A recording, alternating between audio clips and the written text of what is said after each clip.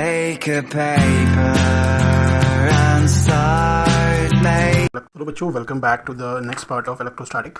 बच्चों हम लोग आज इलेक्ट्रिक डाइपोल डिस्कस करेंगे। तो बच्चों इलेक्ट्रिक डाइपोल क्या होता है? Actually it's a pair of equal and opposite charges separated by a small distance. मतलब ये एक पेयर होता है। ये जो चार्ज है, अगर सपोज ये -2 कूलम है तो ये +2 कूलम होगा, ठीक है। अगर ये -2 माइक्रो कूलम है तो ये +2 माइक्रो कूलम होगा। इसका मतलब ये कि दोनों का मैग्नीट्यूड सेम होना चाहिए, लेकिन अपोजिट नेचर की। ये नेगेटिवली चार्ज होना चाहिए और ये पॉजिटिवली चार्ज होना चाहिए, ठीक है। और उन दोनों के बीच की जो डिस्टेंस होनी चाहिए बहुत स्मॉल होनी चाहिए, ठीक है। तो मान लेते हैं ये जो डाइपोल है, ये लाइन हमने दिखाई है, ठीक है, कि ये डाइपोल यहाँ से ऐसे दिख रहा है। ये लाइन एक्चुअली एग्जिस्ट नहीं करती, हाइपोथेटिकल लाइन है, ताकि हम इसका सेंटर दिखा सकें। तो ये इस बीच का जो मिड पॉइंट होता है, this is known as centre of dipole, ठीक है। और बच्चों बाय कन्वेंशन मतलब हम क्या मान के चलते हैं, डाइपोल की जो डायरेक्शन होती है it is always from negative charge towards positive charge. Negative charge से पॉजिटिव चार्ज की तरफ होती है, तो इसलिए हमने डायरेक्शन हमेशा ऐसे दिखाया, ठीक है। तो नेक्स्ट टाइम अगर हम कोई भी यूनिट वेक्टर लेंगे तो हम उसे पी कैप से दिखाएंगे, अगर वो ऐसे जा रही है तो। और डायरेक्शन अगर ऐसे होगी तो -p कैप से दिखाएंगे, ठीक है। तो बच्चों ये इन दोनों के बीच की जो इसकी कंडीशन होती है कि इन दोनों के जो बीच का जो डिस्टेंस होता है ये बहुत कम होता है, ठीक है। तो सपोज ये सेंटर से, सपोज मैंने इसको ये मान लिया और इस सेंटर से भी इसको ये मान लिया, मतलब टोटल इन दोनों के बीच की डिस्टेंस कितनी होगी यहाँ पे 2a, ठीक है। तो बच्चों इस इलेक्ट्रिक डाइपोल की जो स्ट्रेंथ हमें जो मेजर करनी होती है, स्ट्रेंथ मेजर करते हैं हम एक फिजिकल क्वांटिटी से, which is known as dipole moment, जिसको हम P से दिखाते हैं। और ये एक वेक्टर क्वांटिटी है, इसलिए हमने वेक्टर साइन लगाया हुआ है। जो क्या होता है, मैग्नीट्यूड ऑफ चार्ज है ना। मैग्नीट्यूड ऑफ चार्ज कितना है, देखिए ध्यान से, क्या है, Q। साइन नहीं लेना हमें, Q। और इनटू दोनों के बीच की डिस्टेंस कितनी है, 2a। तो आप ये फॉर्मूला कहीं लिखा देखेंगे कि 2qa। तो बच्चों डाइपोल मोमेंट का फॉर्मूला ये होता है। डाइपोल मोमेंट स्ट्रेंथ बताता है किसी भी इलेक्ट्रिक डाइपोल की। तो इलेक्ट्रिक डाइपोल एक तरह का सेटअप है जहाँ पे equal and opposite charges are separated by small distance. और डाइपोल की डायरेक्शन हमेशा कैसी होती है, -q से +q, मतलब नेगेटिव चार्ज से पॉजिटिव चार्ज के टुवर्ड्स। इतना तो आप समझ होंगे। तो बच्चों आप एक चीज़ और देखिए, यहाँ पे डाइपोल लिखा है। डाई मतलब क्या होता है, 2। पोल मतलब होता है, आप जैसे समझते होंगे नॉर्थ पोल, साउथ पोल, तो वहाँ पे भी 2 पोल होते हैं, ठीक है। जहाँ पे दोनों की जो स्ट्रेंथ होती है सेम होती है, लेकिन अपोजिट नेचर की होती है। तो यहाँ पे भी देखिए, यहाँ पे इनका मैग्नीट्यूड सेम है लेकिन नेचर अपोजिट है, ठीक है। तो इसीलिए इनको डाइपोल कहा जाता है, ठीक है।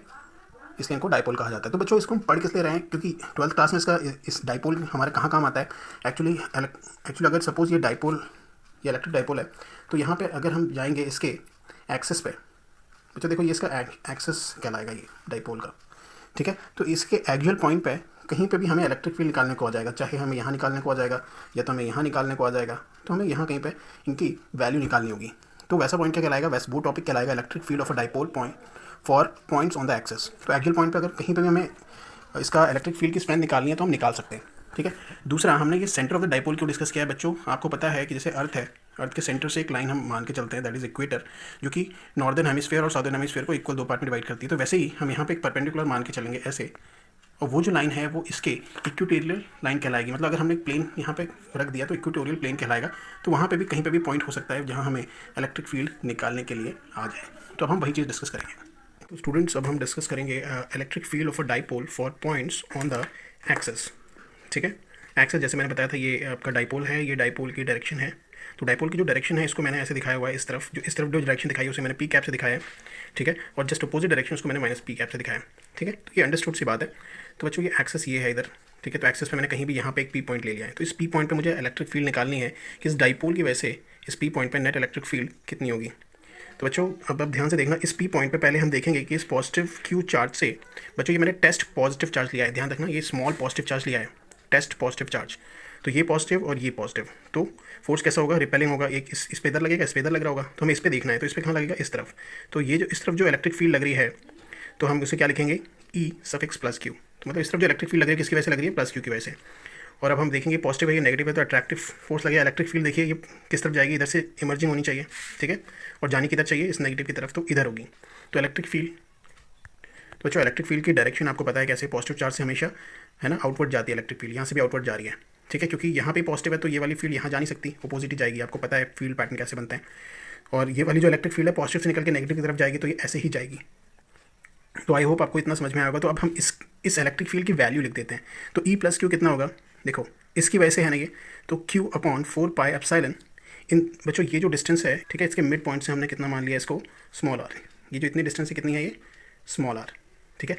तो ये डिस्टेंस कितनी होगी आप सोचिए, ये होगी r - this equals to this distance, मतलब r - a, क्योंकि आपको पता है ये ए है और ये भी ए है, ठीक है, और ये सेंटर ऑफ डाइपोल है, ठीक है।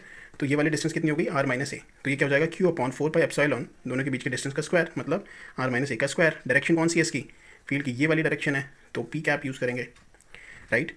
तो अब देखिए यहाँ पे बच्चों, यहाँ पे हम अब देखिए ये वाली जो फील्ड लिखेंगे E माइनस क्यू, ये क्या होगा, इस चार्ज की वजह से यहाँ इस पॉइंट पे हम देख रहे हैं इफेक्ट, तो क्या होगा -q/4πε। अब इन दोनों के बीच की डिस्टेंस कितनी है, देखिए r प्लस ए मतलब r प्लस ए का स्क्वायर, ठीक है। तो हम अभी भी डायरेक्शन हम पी कैप ही लेके चलेंगे, हम डाइपोल की डायरेक्शन मान के चलेंगे यहाँ पे, ठीक है, डाइपोल की। ध्यान रखना आपको ये वाली डायरेक्शन नहीं लेनी है, क्योंकि हम डाइपोल का इफेक्ट यहाँ पे देख रहे हैं, ठीक है, तो ये ऑटोमेटिकली सेट हो जाता है। तो हम रिजल्टेंट इलेक्ट्रिक फील्ड यहाँ पे देखेंगे कितनी होगी, देखो एक फील्ड यहाँ, एक फील्ड यहाँ है, तो हम यहाँ पे रिजल्टेंट क्या आ जाएगा, दोनों इलेक्ट्रिक फील्ड का समीशन। तो हम इसको जब सॉल्व करेंगे, ठीक है, तो हम कैसे हम इसकी वैल्यू पुट करेंगे, ऐसे हमने वैल्यू पुट कर दी, यहाँ से हमने ये कॉमन ले लिया q/4πε0 और ये बच गया। जब इसको हम सॉल्व करेंगे, ठीक है, तो इसको सॉल्व करेंगे तो ऊपर ये क्या बच जाएगा 4ar, बच्चों q मैंने काटा हुआ है, गलती से लिख दिया था, ठीक है, 4ar/r² - a² का होल स्क्वायर बचेगा, ठीक है। इसको सॉल्व करेंगे तो बाकी ये एज इट इज़ मैंने लिखा हुआ है, ध्यान से देखिए। तो बच्चों अब क्या है, अब हमें एक चीज़ पता थी कि जो डाइपोल के जो बीच की जो डिस्टेंस थी 2a, वो बहुत शॉर्ट होती थी, बहुत स्मॉल होती थी। बच्चों अगर कोई भी डिस्टेंस बहुत स्मॉल होती है, अगर उसको हम स्क्वायर ले लेते हैं तो और ज़्यादा स्मॉल हो जाती है। फॉर एग्जांपल अगर मैंने मान लिया कि 0.5 है ना, अगर a की वैल्यू 0.5 है तो a स्क्वायर कितना होगा, 0.5 × 0.5 मतलब 0.25 होगा, और छोटा हो जाएगा। इसको इसका स्क्वायर करेंगे तो और ज़्यादा छोटा हो जाएगा। तो इसका मतलब जब क्वांटिटी पहले से ही बहुत ज़्यादा छोटी है, अगर उसका स्क्वायर आ गया, देखिए तो a तो बहुत छोटा हो गया, तो a स्क्वायर तो और ज़्यादा छोटा हो जाएगा, तो इसको हम नेग्लेक्ट कर देंगे, मतलब इसकी जगह हम 0 एज्यूम कर लेंगे, है ना। तो ये क्या बन जाएगा, ये बन जाएगा 4qar/4πε r⁴, क्योंकि स्क्वायर इसके ऊपर आ गया, ठीक है, और पी कैप। तो बच्चों ये एक्सप्रेशन आप लोग याद रखेंगे। अगर आप इसको डाइपोल मोमेंट के फॉर्म में लिखना चाहते हैं, डाइपोल मोमेंट का फॉर्मूला आपको पता है क्या होता है, 2qa, अभी दिखाया था मैंने थोड़ी देर पहले। तो अगर आप लिखना चाहते हैं तो क्या करेंगे, आप लोग इसको स्प्लिट कर देंगे 2 × 2qa, ये 2qa पी के बराबर हो जाएगा, और ये 2 ऐसे काट देंगे, तो हम ऐसे भी इसको लिख सकते हैं। तो बच्चों ये जो फॉर्मूला है ये आप याद रखेंगे, और चाहे तो आप इसको एक बार खुद से डराइव करिए, इसको कॉपी में नोट कर लीजिए, ठीक है। तो ये जो एक्सियल पॉइंट पे है, डाइपोल के एक्सियल पॉइंट पे अगर हमें इलेक्ट्रिक फील्ड निकालनी है तो ये उसका फॉर्मूला है, जहाँ पे आर उस पी पॉइंट की उसके सेट डाइपोल से डिस्टेंस थी, ठीक है। तो इतना आप लोग ध्यान रखेंगे। तो बच्चों अब हम डिस्कस करेंगे electric field of a dipole for points on the equatorial plane. तो इक्वेटोरियल प्लेन मतलब बच्चों ये डाइपोल है, इसके बीच मिड पॉइंट पर अगर परपेंडिकुलर बनाएंगे तो इस पॉइंट पे वो पॉइंट कहीं भी हो सकता है, तो वो इक्वेटोरियल प्लेन कहलाएगा, मतलब इक्वेटोरियल पॉइंट कहलाएगा, ठीक है, जो कि इक्वेटोरियल प्लेन में होगा। तो ठीक है, तो हमने यहाँ पे एक पॉइंट मान लिया है, और हमने ये मान लिया है कि जो इंक्लिनेशन है ये एंगल थीटा है, तो ये भी एंगल थीटा होगा, क्योंकि आपको पता है ये मिड पॉइंट से परपेंडिकुलर गया है, और ये इक्वल है, ठीक है। तो अगर ये थीटा है तो बच्चों तो अब ध्यान से देखिए, इस पॉइंट पे हमें इलेक्ट्रिक फील्ड निकालना है इस डाइपोल की वजह से। तो ये प्लस चार्ज है, प्लस चार्ज से इलेक्ट्रिक फील्ड हमेशा आउट गोइंग होती है, तो यहाँ पे इलेक्ट्रिक फील्ड ऐसे जाएगी। तो इलेक्ट्रिक फील्ड हमने जो प्लस क्यू की वजह से हमने इसको लिख दिया E + q, ठीक है, E सफिक्स प्लस क्यू, ठीक है। और माइनस क्यू की वजह से आपको पता है इलेक्ट्रिक फील्ड हमेशा इनकमिंग होगी, तो ये हमने ये डायरेक्शन दिया है, तो ये हो जाएगा E - q, ठीक है। तो बच्चों ये जो फिगर है, इस पॉइंट पे हमें पता लग गया दो इलेक्ट्रिक फील्ड एग्जिस्ट कर रही हैं, एक इसकी वजह से और एक इसकी वजह से। तो इसको इस डायग्राम को हम लोग थोड़ा एलोबरेट करके यहाँ पे बना रहे हैं, ठीक है। ये देखिए, तो ये जो हॉरिजॉन्टल से इंक्लाइंड होगा, ये थीटा इंक्लाइंड होगा, और ये जो डिक्लिनेशन होगा इस हॉरिजॉन्टल से ये थीटा होगा, क्योंकि हमें पता है ये दोनों एंगल कैसे थे, थीटा थे। ये देखिए ये पैरेलल लाइन, ये थीटा, तो ये भी थीटा, ठीक है। तो बच्चों अगर हमारी एक इलेक्ट्रिक फील्ड इंक्लाइन होती थी, ये एक वेक्टर है, आपने पढ़ा होगा रिजोल्यूशन ऑफ वेक्टर। तो हॉरिजॉन्टल कंपोनेंट क्या होता था जहाँ से, तो इसका हॉरिजॉन्टल कंपोनेंट क्या होगा, EQ cos theta, vertical component क्या होगा, EQ sin थीटा, ठीक है। अब ये जो फील्ड है इसका हॉरिजॉन्टल कंपोनेंट क्या होगा, EQ cos थीटा, क्योंकि देखिए एंगल यहाँ पे, और इसका वर्टिकल कंपोनेंट कौन सा होगा, E - q cos थीटा। तो बच्चों आप देखिए ध्यान से, ये E + q E - q का मैग्नीट्यूड क्या सेम है, ये देखिए हमने यहाँ पे टेस्ट पॉजिटिव चार्ज हुआ है, ठीक है। तो आप ये देखिए यहाँ पे भी अगर ये प्लस क्यू है, यहाँ पे माइनस क्यू है, दोनों का चार्ज अगर सेम था तो इनका जो मैग्नीट्यूड है, मैग्नीट्यूड सेम रहेगा। तो मतलब हम कह सकते हैं E + q और E - q का जो मैग्नीट्यूड है वो कैसा रहेगा, सेम रहेगा, ठीक है। तो बच्चों तो अब मुझे यहाँ पे देख के बताइए कि resultant electric field in vertical direction क्या होगी, 0 होगी, क्योंकि भाई जितना ऊपर है सेम नीचे उतना भी है, क्योंकि देखिए EQ और E - q का मैग्नीट्यूड सेम था, और ये साइन थीटा, और सॉरी ये भी साइन थीटा होगा, ठीक है। तो ये दोनों कैंसिल कर देंगे एक दूसरे को, तो वर्टिकल डायरेक्शन में कोई फील्ड एग्जिस्ट करेगी ही नहीं। अब हॉरिजॉन्टल में देखेंगे, इस तरफ इस डायरेक्शन में जा रही है, और इसको रिजॉल्व किया हॉरिजॉन्टल में, ये भी इस डायरेक्शन में जा रही है, तो नेट इसमें इलेक्ट्रिक फील्ड कितनी होगी, इलेक्ट्रिक फील्ड नेट निकालेंगे तो कितनी होगी, ये देखिए E + q cos theta plus E + q cos theta. इसका मतलब नेट इलेक्ट्रिक फील्ड आपको समझ में आ गई कितनी है, 2 EQ cos थीटा। इतना आपको समझ में आ गया। जो अब यहाँ पे ध्यान से देखिए, तो अब हम एक्चुअली जो फाइनल इलेक्ट्रिक फील्ड है इस पॉइंट पे अब हम ये लिखने वाले हैं। तो हमने इसका मैग्नीट्यूड तो निकाल लिया, ये जो रिजल्टेंट है इसका मैग्नीट्यूड तो निकाल लिया, लेकिन डायरेक्शन किस साइड है आप देखिए, डाइपोल मोमेंट के डायरेक्शन कहाँ है, माइनस क्यू से प्लस क्यू, मतलब ऐसे है। तो हमने पी कैप से दिखाएंगे, लेकिन अगर जस्ट रिवर्स डायरेक्शन है ना इलेक्ट्रिक फील्ड की फाइनल की, तो हम उसे माइनस पी कैप से दिखाएंगे। तो रिजल्टेंट इलेक्ट्रिक फील्ड लिखने का तरीका क्या है बच्चों, हमने ये लिखा 2 cos थीटा और डायरेक्शन हमने लिखी माइनस पी कैप, जो कि ऐसे फील्ड देखिए ऐसे जा रही है ना कि ऐसे जा रही है फील्ड, ठीक है, तो इसलिए ऐसे लिख दिया। तो बच्चों 2 EQ की वैल्यू हमें पता है, EQ की वैल्यू हम कैसे निकाल सकते हैं, मैग्नीट्यूड दोनों का सेम है। यहाँ से अगर आप यहाँ पे इसका फील्ड निकालेंगे मैग्नीट्यूड वो भी सेम आएगा, यहाँ से इसका निकालेंगे तो भी सेम आएगा, ठीक है।